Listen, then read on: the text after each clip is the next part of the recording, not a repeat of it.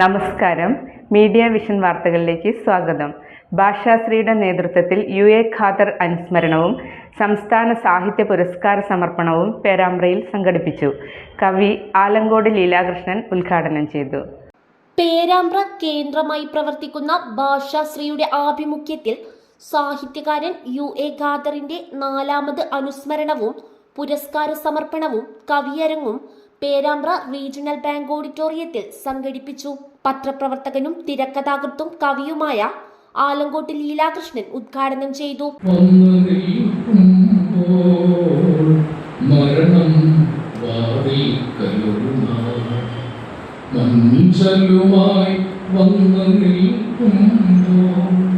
ജീവജലം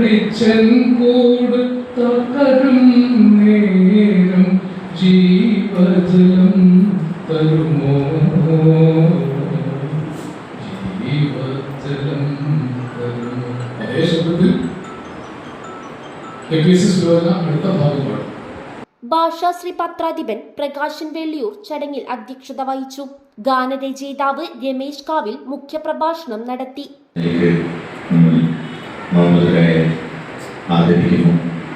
കഥാപ്രസംഗം എന്ന കലാരൂപം അത്ര സജീവമല്ലാതെ നമ്മുടെ മുന്നിൽ നിൽക്കുന്നു.